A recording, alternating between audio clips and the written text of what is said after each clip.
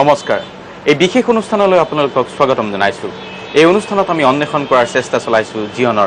জীৱনৰ কেতবোৰ গভীৰ বিষয় সূক্ষ্মভাৱে পৰ্যবেক্ষণ কৰাৰ চেষ্টা চলাইছো এই বিশেষ অনুষ্ঠানৰ মাজত আনৰ বাবে উৎসৰ্গিত জীৱন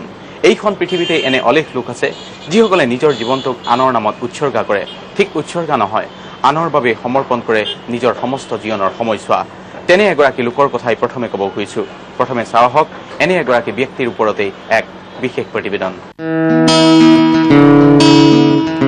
সংগ্ৰাম কেৱল জীৱনৰে সংগ্ৰাম কেতিয়াবা যদি জীয়াই থকাৰ কেতিয়াবা আনক মানুহ কৰাৰ সংগ্ৰাম আৰু এই সংগ্ৰামেই মানুহৰ জীৱনটোক সঁচা অৰ্থত মোহনীয় কৰি তুলিছে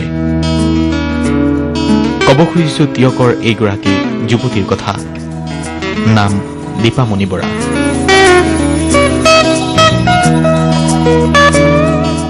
স্থবিৰতাই স্পৰ্শ কৰিব পৰা নাই তেওঁৰ জীৱনৰ গতিপথ অদম্য অন্তহীন মানসিক শক্তিৰ গৰাকী তেওঁ আনক সঠিক পথৰ সন্ধান দিবলৈ গৈ জীৱনৰ বহুকেইটা বসন্ত ত্যাগ কৰিছে এইগৰাকী যুৱতীয়ে কিন্তু তথাপিও নাই তেওঁৰ কোনো দুখবোধ আছে এবুকু অপৰিসীম মানসিক তৃপ্তি নিজকে সদা ব্যস্ত ৰাখি এতিয়া এনেদৰেই তেওঁ গাইছে জীৱনৰ জয়গান দৰিদ্ৰ পিতৃক সহায়ৰ হাত আগবঢ়োৱাৰ স্বাৰ্থতেই জীৱনৰ অলেখ সময় উৎসৰ্গা কৰিছে এইগৰাকী যুৱতীয়ে বাট কুৰিবাই আগবাঢ়িছে জীৱনৰ বাটত এখন ঘৰ এখন সংগ্ৰাম নিজৰ জীৱনৰ কথা ভাবিবলৈ সময় একেবাৰেই নাছিল কাৰণ তেওঁৰ জীৱন আছিল এটা পৰিয়ালৰ বাবে উৎসৰ্গিত জীৱন চাৰিগৰাকীকৈ ভনীয়েকক এঘৰ এঘৰকৈ উলিয়াই দি নিজেই পৰিয়ালটোৰ এক প্ৰকাৰ ত্ৰাণকৰ্তা হৈ পৰিছিল কাৰণ ঠিকভাৱে দুৰ্দশাগ্ৰস্ত পৰিয়ালটোৰ চিন্তাই খুলি খুলি খাইছিল এইগৰাকী যুৱতীক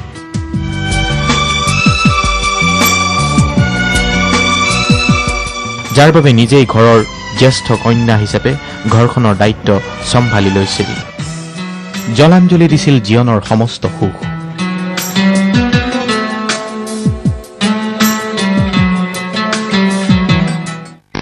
জীৱনটোক লৈ যদি কাহিনী বিফল বুলি নাভাবে নিজে কষ্ট কৰিব পাৰে জীৱনত কেতিয়াও অকৃতকাৰ্য নহয় ভাতৃভগ্নীক মানুহ হিচাপে গঢ় দিয়াৰ সংগ্ৰামখনেই মুখ্য সংগ্ৰাম হৈ পৰিছিল এইগৰাকী যুৱতীৰ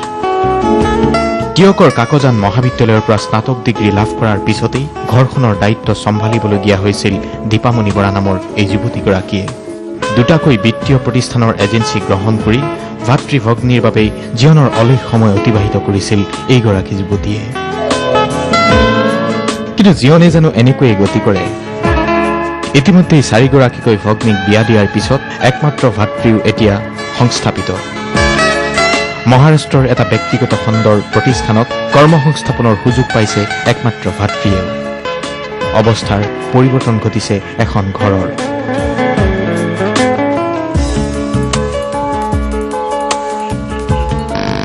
ভাল আছিলে ভাল থকাৰ বাবে অত্যন্ত মেধাৱী আছিলে আৰু সি শিক্ষাৰ্থীয়ে মেট্ৰিক পাছ কৰাৰ পিছত হায়াৰ ছেকেণ্ডেৰী শিক্ষাৰ্থী পাছ কৰিলে তাৰপাছত সি ইঞ্জিনিয়াৰিং পঢ়িবলৈ চিট পালে আৰু সেই ভাইটিক সহায়জনে আমি সম্পূৰ্ণ খৰচ বহন কৰি তাক পঢ়ুৱাবলগীয়া হ'ল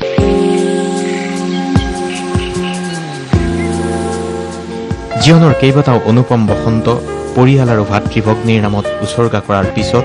নিজৰ জীৱনটো সুন্দৰকৈ সজাই পৰাই লোৱাত ব্যস্ত হৈ পৰিছে এইগৰাকী যুৱতী কোনোবা এজন সপোন কোঁৱৰ আহিব সপোন কোঁৱৰে নতুনকৈ সজাই পৰাই তোলা ঘৰখনত পুনৰ আনন্দৰ বন্যা বোৱাব সেই আশাই এতিয়া পুহি ৰাখিছে এই যুৱতীগৰাকীৰ বৃদ্ধ পিতৃয়ে তেনে আশাৰ পূৰ্ণতাৰ সন্ধানৰ নামেইতো জীৱনৰ এক দীঘলীয়া পৰিক্ৰমা সেই পৰিক্ৰমাৰ অংশীদাৰ যিদৰে আপুনি সেই পৰিক্ৰমাৰ অংশীদাৰ এইগৰাকী যুৱতী